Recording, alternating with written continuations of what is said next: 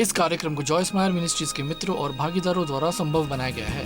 इससे कोई फर्क नहीं पड़ता कि संसार आपसे क्या कहता है कि आप क्या हासिल नहीं कर सकते और आप कौन सा काम नहीं कर सकते। यदि ये वचन में लिखा है और आप परमेश्वर से प्रेम करते हैं और वो कहता है कि आप पा सकते हैं तो आप जरूर पाएंगे। नरक में ऐसा कोई शैतान नहीं जो आपको अच्छा जीवन पाने से रोक सके यदि आप सचमुच में पाना चाहते हैं।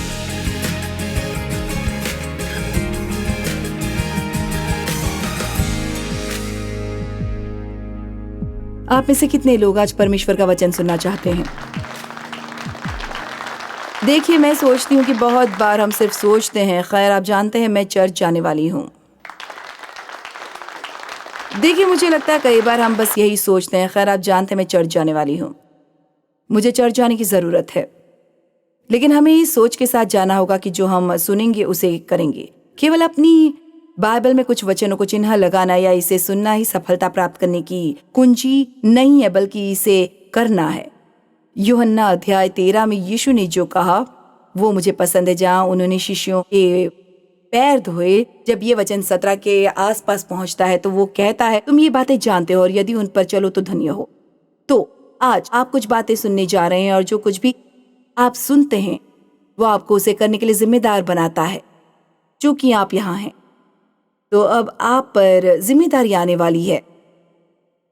पनीर और वेफर वाली मसीहियत। वास्तव में उचित शीर्षक है अपने अधिकार का दावा करना। एक आदमी अपने और अपने परिवार के बेहतर जीवन के लिए कई वर्षों से अमेरिका आना चाहता था। उसने लगन से साल दर साल कुछ भी कर सकता था, उसे बचाया और अंततः उसके पास अमेरिका के लिए एक जहाज का टिकट खरीदा। वो यात्रा पर खाने के लिए अपने साथ पनीर का एक टुकड़ा और वेफर का एक पैकेट ले गया। वो अक्सर भोजन कक्ष में जाता और मेहमानों को परोसे जा रहे साधारण भोजन को खिड़की से देखता और भूख से उसका पेट दर्द करने लगता। जब जहाज बंदरगाह पहुंचा तो श्रमिकों में से एक ने उससे पूछा कि वो कभी भी उनके साथ भोजन में शामिल क्यों नहीं हुआ, और उसने कहा क्या भोजन में कुछ गड़बड़ी थी। जिस पर उस व्यक्ति ने उत्तर दिया, खाना स्वादिष्ट लग रहा था, लेकिन उसने कहा मेरे पास केवल टिकट के पर्याप्त पैसे थे, भोजन के नहीं।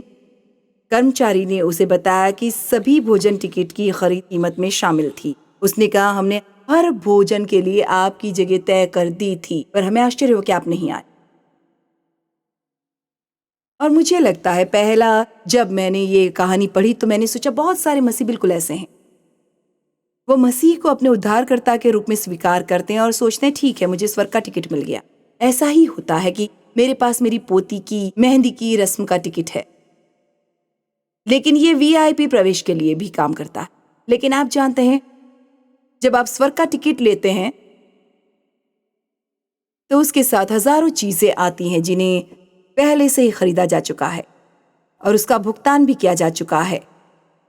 और मैं कई वर्षों तक इन पनीर और वेफर मसीहियों में से एक थी। मैं बहुत दिनों से स्वर्ग जाना चाहती थी और सोचती थी काश मैं पहले से ही वहां होती, परंतु मैं परमेश्वर के किसी भी वादे का लाभ नहीं उठा सकती थी जो पहले से ही उपलब्ध था, जो मेरे लिए मेरे जीवन भर के सभी दिनों के लिए खरीदा और भुगतान किया जा चुका था। और मुझे लगता है कि संभवतः लाखों मसीही ऐसे ही हैं। वे बस हर एक दिन बिताने की कोशिश कर रहे हैं, उस दिन का इंतजार कर रहे हैं जब वे अंततः स्वर्ग जा सकेंगे और खुश रह सकेंगे और कुछ आनंद प्राप्त कर सकेंगे। लेकिन देखिए, यीशु ने कहा, और ये यूहन्ना 10:10 में लिखा है, चोर किसी और काम के लिए नहीं परंतु केवल चोरी करने और घात करने और नष्ट करने को आता है। शैतान इसी में निपुण है, झूठ बोलना, धोखा देना, हर उस अच्छी चीज को खत्म करने की कोशिश करना जो परमेश्वर चाहता है कि आपके पास हो। यदि किसी भी तरह वो आपको उसे पाने से रोक सकता है जो आपको देने के लिए यीशु ने अपनी जान दी, वो ऐसा करेगा। और कभी कभी हमें बस थोड़ा सा संघर्ष करना पड़ता है। आप जानते हैं हम सिर्फ निष्क्रिय होकर आशा नहीं रख सकते कि सब कुछ ठीक हो जाएगा। हमें उससे कहना होगा, सुनो शैतान, यीशु मेरे लिए मरा ताकि मैं यहाँ पाऊं और मैं इसे पाकर रहूंगी। प्रेरित पौलुस ने जो कहा वो मुझे पसंद आया। उन्होंने कहा जो बातें पीछे रह गई उनको भूल गया हूं। उन्होंने कहा मेरी एक बात जो मेरे लिए किसी भी अन्य चीज से अधिक महत्वपूर्ण है। और आप जानते पौलुस बहुत कुछ जानता था, इसलिए उसने ये कहा कि वो एक चीज सबसे महत्वपूर्ण है जिससे हमें ध्यान से देखना चाहिए। उन्होंने कहा परंतु केवल ये एक काम करता है कि जो बातें पीछे रह गई हैं उनको भूलकर आगे की बातों की ओर बढ़ता हुआ निशाने की ओर दौड़ा चला जाता हूँ। उन्होंने कहा पर उस पदार्थ को पकड़ने के लिए दौड़ा चला जाता हूँ जिसके लिए मसीह यीशु ने मुझे पकड़ा था। तो अब इसके बारे में सोचिए, मैं उन चीजों को पकड़ने के लिए दौड़ा चला जाता हूँ जिसके लिए मसीह यीशु ने मुझे पकड़ा था। तो अब इसके बारे में सोचिए, मैं उन चीजों को पकड़ने के लिए दृढ़ संकल्पित हूँ जिनके लिए यीशु मसीह मुझे पकड़ने के लिए मर गया। हाँ, वो मर गया ताकि हमारे पापों को माफ किया जा सके और ताकि हम परमेश्वर पिता यीशु और पवित्र आत्मा के साथ अनंत काल बिता सकें।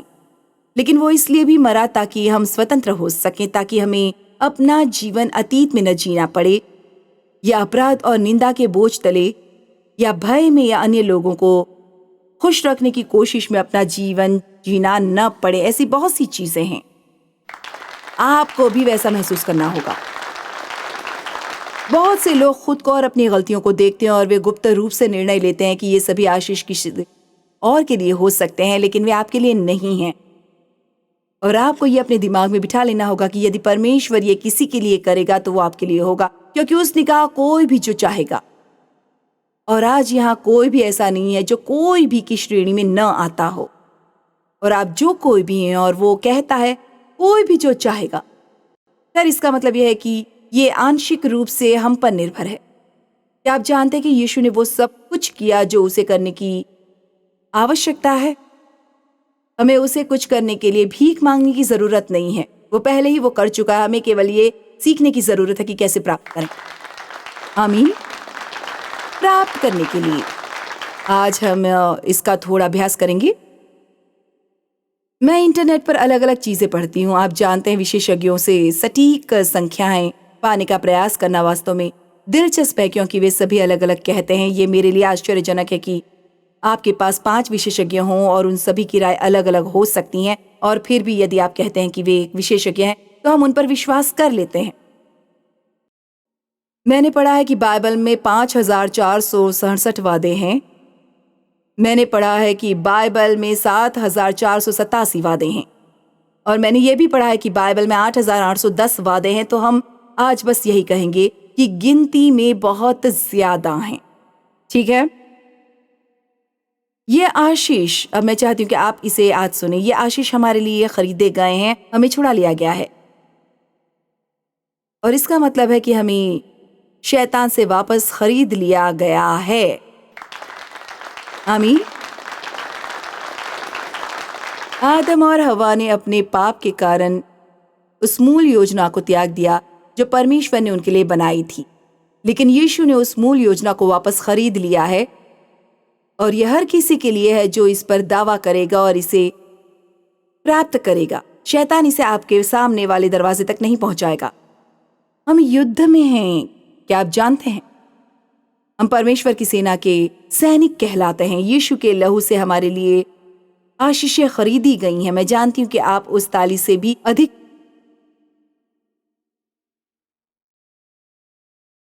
उत्साहित है। आप रुकें और सोचें।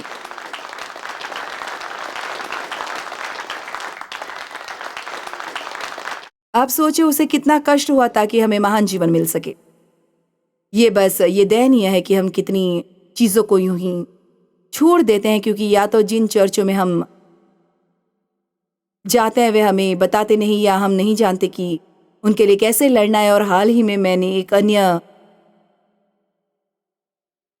संदेश पर काम किया और मैंने मत्ती में पढ़ा, मुझे लगता है कि ये वही था जब यीशु गतसमनी के बगीचे में था और वो पीड़ा से गुजर रहा था। वो क्रूस पर जाने के लिए मानसिक और आत्मिक रूप से तैयार हो रहा था। और क्या आप कल्पना कर सकते हैं, पवित्र यीशु स्वयं पापी बन गया। ये उसके लिए कितना भयानक रहा होगा। और बाइबल कहती है कि 3 बार, 1 बार नहीं, 2 बार नहीं, बल्कि 3 बार वो दूर गया और प्रार्थना की, हे पिता, यदि तू चाहे तो इस कटोरे को मेरे पास से हटा ले। तो आइए आज यहाँ स्पष्ट कर दे कि वो क्रूस पर नहीं जाना चाहता था। यह ऐसा नहीं था जिसे करने के लिए वह खुशी से मारे ऊपर नीचे कूद रहा था। इसलिए अगर हमें कभी कभार कुछ चीजें करनी पड़ती हैं जो हम नहीं करना चाहते। मुझे लगता है कि हम संभाल लेंगे तो अगली बार आप जानते हैं कि परमेश्वर चाहता है कि आप कुछ करें।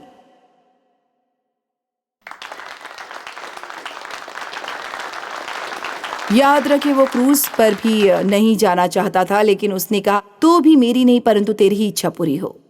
और यहाँ खूबसूरत बात यह है कि उसके अंदर सब कुछ होने के बावजूद वो क्रूस पर नहीं जाना चाहता था, परंतु वो खुद को खुश करने से ज्यादा अपने पिता को खुश करना चाहता था, अपने पिता। मुझे लगता है कि ये बहुत सुंदर है। क्या आपका एहसास है कि अगर हमारा रवैया ऐसा होता तो हमारा जीवन कितना अलग होता? मैं ये नहीं करना चाहता परमेश्वर, लेकिन मैं ये तेरे लिए करूंगा। जब परमेश्वर ने मुझसे कहा कि वो चाहता है कि देव और मैं अपने माता पिता, मेरे पिता जिन्होंने मेरा यौन शोषण किया था और मेरी माँ जिन्होंने उन्हें ऐसा करने दिया था, उनकी देखभाल करें, लेकिन मैं ऐसा नहीं करना चाहती थी।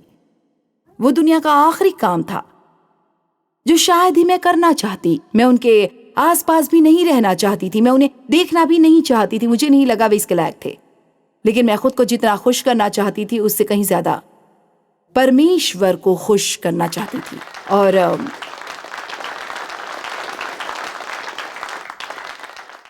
मैंने इसे 13 वर्षों तक किया। मैं इसकी इतनी लंबी अवधि होने की उम्मीद नहीं कर रही थी और ये भी उम्मीद नहीं कर रही थी कि इतना महंगा होगा जितना ये था।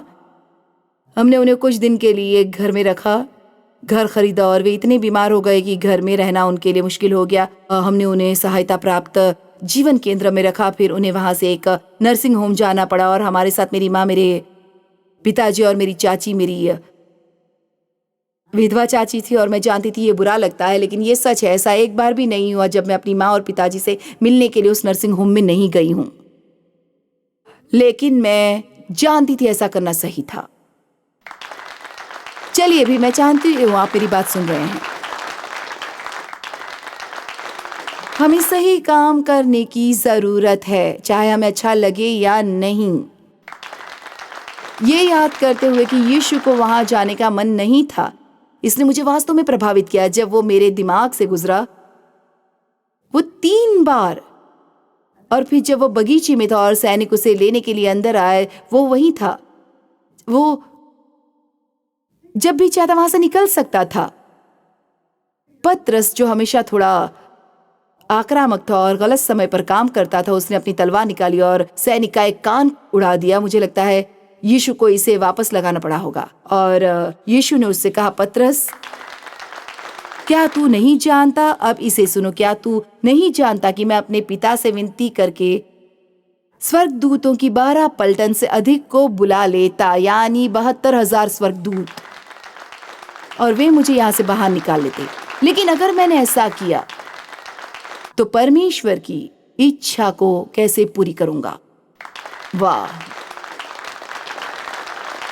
मेरा मेरा मेरा मेरा मेरा मेरा और मैं आपको कुछ बताती हूं जो मैंने कुछ समय पहले सीखा था, और यह वास्तव में मेरी मदद करता है।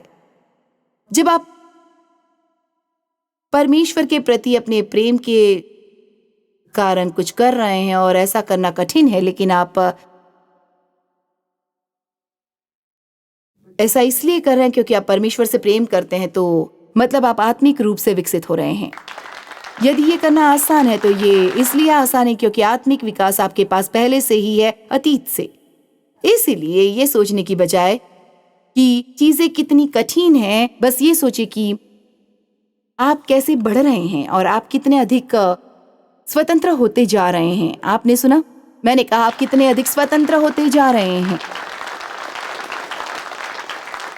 और मैं आपको बता सकती हूँ, आप मुझे नहीं पता कि इसे कैसे समझाऊं, लेकिन परमेश्वर ने जो अनुग्रह मुझे वो करने के लिए दिया जो मैंने अपने माता पिता के लिए किया, मुझे लगता है कि ये सबसे शक्तिशाली काम था जो मैंने अपने जीवन में किया। और मुझे लगता है कि इसने शैतान को और अधिक फाड़ दिया, क्योंकि बाइबल कहती है, मेरी बात सुनो, हम बुराई पर भलाई से विजय पाते हैं। इस तरह मुझे शैतान से उसका बदला मिल गया जो उसने मेरे साथ किया था।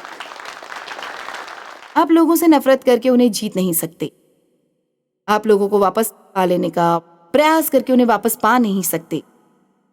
जब भी शत्रु आपको दुखी करने के लिए कुछ करने में कामयाब होता है, तो सबसे पहले आपको बाहर जाना चाहिए और किसी और के लिए कुछ अच्छा करना चाहिए, किसी की मदद करनी चाहिए, किसी को खुश करना चाहिए। क्या आज आप मुझे सुन रहे हैं? बाहर जाओ और कुछ करो। आप कहेंगे लेकिन इसका कोई मतलब नहीं है। खैर, निसंदेह इसका कोई मतलब नहीं है। उद्धार की पूरी योजना का ही कोई मतलब नहीं है। यही कारण है कि हम बहुत कुछ नहीं समझ पाते, क्योंकि हम इसे अपने दिमाग से समझना चाहते हैं और आप समझ नहीं सकेंगे। इसलिए यीशु ने हमें स्वतंत्रता दिलाने और हमसे छीने गए अधिकारों को छुड़ा लाने के लिए अपना खून बहाया, ताकि हम उद्धार पाएं। और हमें वास्तव में बस इतना करने की जरूरत है। नए सिरे से जन्म लेने के बाद आपको वास्तव में बस पता लगाना शुरू करना होगा, बाइबल पढ़कर और अच्छे वचन सुनकर और अच्छी किताबें पढ़कर, कि आपका क्या है। मेरा जो था उसे जानने के लिए मुझे पढ़ना और अध्ययन करना पड़ा। मैंने शुरुआत में ऐसा नहीं किया। मैं वास्तव में नहीं जानती थी कि मैं कभी भी अपने अतीत से उबर सकती हूँ। मैंने सोचा था कि मुझे हमेशा 2 दर्जे का जीवन मिलेगा, क्योंकि मेरे साथ यौन दुर्व्यवहार हुआ था, कि मैं हमेशा थोड़ी बहुत तुच्छ रहूंगी। लेकिन ये पूरी तरह से झूठ था। ये झूठ था। वास्तव में मुझे पता चला कि मामले की सच्चाई ये है कि परमेश्वर कहते हैं कि वो मुझे मेरी पिछले दुख के लिए दोहरी आशीष देंगे। और मैं व्यक्तिगत रूप से सोचती हूँ, अगर मेरे पास ऐसा कभी नहीं हुआ होता तो मुझे आज जैसा बेहतर जीवन मिला है ना, शायद कभी नहीं मिलता। मैंने परमेश्वर की अनुसार जीने का फैसला कर लिया। इसका कोई मतलब होना जरूरी नहीं है। अगर ये किताब में है तो मैं इसके साथ मैं यही करूंगी। आमीन। तो हमारा परमेश्वर के साथ एक वाचा वाला रिश्ता है, और हम आज वाचा को इस तरह नहीं समझते जैसे उन्होंने तब समझा था जब किताब लिखी गई थी। लेकिन एक वाचा को तोड़ा नहीं जा सकता, और यदि ये टूटा था तो ये मृत्यु की कीमत पर टूटा था। यदि आपने किसी के साथ वाचा बांधी थी और आपने उसे तोड़ दिया तो आपका जीवन समाप्त हो जाएगा। और इसलिए हमारा परमेश्वर के साथ एक वाचा वाला रिश्ता है। भजन संहिता 103:17-18, परंतु यहोवा की करुणा युग युग तक उनके डरवैयों पर बनी रहती है। अब मैं बस परमेश्वर का भय मानने के बारे में एक छोटा सा शब्द कहना चाहती हूँ। हमें परमेश्वर से डरना नहीं चाहिए। लेकिन सबसे बड़ी चीजों में से एक जो आज मसीहियों के जीवन में गायब है, वो है परमेश्वर के प्रति आदर पूर्ण भय और विस्मय। और इसलिए कई बार लोग गंदा जीवन जीते हैं। वे ऐसे काम करते हैं जो अनैतिक हैं और दुनिया वालों की तरह व्यवहार करते हैं, क्योंकि हमारे अंदर वो आदरपूर्ण भय और श्रद्धा नहीं है जो प्रेमी परमेश्वर हमें प्रदीप्त करता है। मैं परमेश्वर से नहीं डरती। मुझे डर नहीं है कि वो मुझे चोट पहुंचाएगा, लेकिन मेरे मन में परमेश्वर के प्रति आदर। मैं ऐसा नहीं करूंगी। आज सुबह मेरा अपने पति के साथ झगड़ा हुआ होता, तो जब तक कि मैंने यहाँ आने से पहले उनके साथ सुलह नहीं की होती, मैं यहाँ प्रचार बिल्कुल भी नहीं कर पाती, आज यहाँ खड़ी नहीं हो पाती। हमें परमेश्वर के साथ खेल खेलना बंद करना होगा और जीना होगा। आप में से कितने लोग परमेश्वर के प्रति आदरपूर्ण भय और श्रद्धा रखते हैं? देखिए, परमेश्वर है और उसके पास सारी शक्ति है, और वो जो भी करना चाहता है किसी भी समय किसी के साथ भी कर सकता है। और इसलिए इसे कोई फर्क नहीं पड़ता कि संसार आपसे क्या कहता है कि आप क्या हासिल नहीं कर सकते और आप कौन सा काम नहीं कर सकते। यदि ये वचन में लिखा है और आप परमेश्वर से प्रेम करते हैं और वो कहता है कि आप पा सकते हैं, तो आप जरूर पा सकते हैं। नरक में ऐसा कोई शैतान नहीं जो आपको अच्छा जीवन पाने से रोक सके, यदि आप सचमुच पाना चाहते हैं तो। आमीन।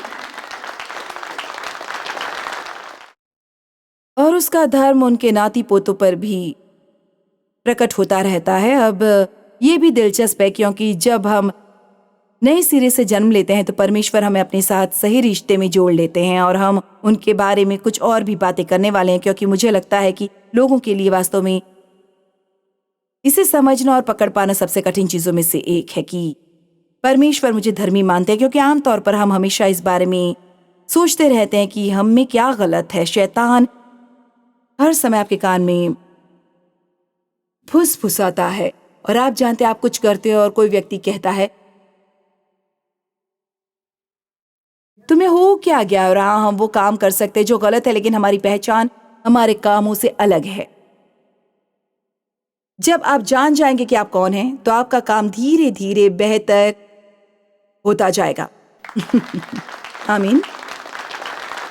महिमा से महिमा की ओर। और इसलिए ये धार्मिकता जो परमेश्वर हमें देता है वो सही व्यवहार में बदल जाती है, क्योंकि जब आपके अंदर कुछ होता है तो आप उसे बाहर की ओर दर्शा सकते हैं। लेकिन यदि परमेश्वर ने मुझे शुरुआत करने के लिए धार्मिकता नहीं दी होती तो मुझ में एक धार्मिक जीवन जीने की उम्मीद नहीं रहती। आमीन। और इसलिए जब आप धार्मिक जीवन जीते हैं तो यह आपके बच्चों को प्रभावित करता है और फिर वो आपके नाती पोतों को भी प्रभावित करता है। और मैं बहुत खुश हूं कि मेरे 4 बच्चे हैं, 2 बेटे, 2 बेटियां, 12 पोते पोतियां और 5 पर पोते हैं। कितने लोग हैं मेरे आसपास। और वे सभी परमेश्वर की सेवा कर रहे हैं।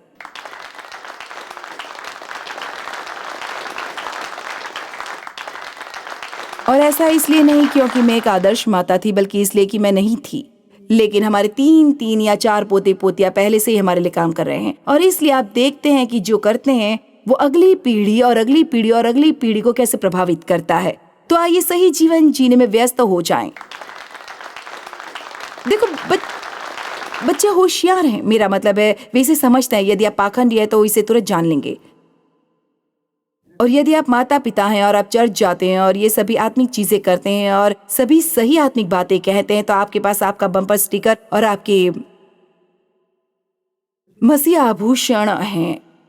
लेकिन आप घर में वैसा जीवन नहीं जीते हैं। चलिए भी, ये एक तरह से उन्हें भीतर से बीमार कर देता है। और ये दुनिया में लोगों को परमेश्वर के संबंध के विरुद्ध करने का सबसे तेज तरीका है। हम प्रचार थोड़ा कम करें और उसे जिए अधिक, तो आगे बहुत कुछ पाएंगे। ठीक है, तो मैं ये पूरी चीज दोबारा पढ़ूंगी। तो दोनों को एक साथ पढ़ते हैं। भजन 103, 17, 18। परंतु यहोवा की करुणा उसके डरवैयों पर युग युग और उसका धर्म उनके नाती पोतों पर भी प्रकट होता रहता है, अर्थात उन पर जो उसकी वाचा का पालन करते हैं और उसके उपदेशों को स्मरण करके उन पर चलते हैं। वाचा 2 पक्षों के बीच एक समझौता है। प्रत्येक पक्ष के पास विशेष अधिकार और जिम्मेदारियां होती हैं। परमेश्वर ने हमें बहुत सारी आशीष देने का वादा किया है और हमने जो करने के लिए कहा है वो है उससे प्रेम करना, उसकी आज्ञा मानना। यीशु ने कहा, यदि तुम मुझसे प्रेम रखते हो तो मेरी आज्ञाओं को मानोगे। मुझे लगता है कि ये यूहन्ना 14:15 है। उसने ये नहीं कहा, यदि तुम मेरी बात मानोगे तो मैं तुमसे प्रेम करूंगा। देखिए, हमने इसे गलत पढ़ा। हम अपनी आज्ञाकारिता के माध्यम से परमेश्वर का प्रेम नहीं खरीद रहे। हम अपनी आज्ञाकारिता से विशेष अनुग्रह नहीं खरीद रहे। हम सबसे पहले परमेश्वर से प्रेम करते हैं। और जितना अधिक आप परमेश्वर से प्रेम करेंगे उतना ही अधिक आप उसकी आज्ञा का पालन करेंगे। इसलिए यदि आपको आज्ञाकारिता में कोई समस्या हो रही है तो आप इस बारे में अधिक अध्ययन क्यों नहीं करते कि परमेश्वर आपसे कितना प्रेम करता है और परमेश्वर के प्रेम में और अधिक गहरे और गहरे और गहरे प्रेम में डूब जाएं। और जितना अधिक आप उनसे प्रेम करेंगे उतना अधिक आप वो करेंगे जो वो कहता है। चीजों को शारीरिक तरीके से न करें, बस परमेश्वर के साथ अधिक समय बिताएं।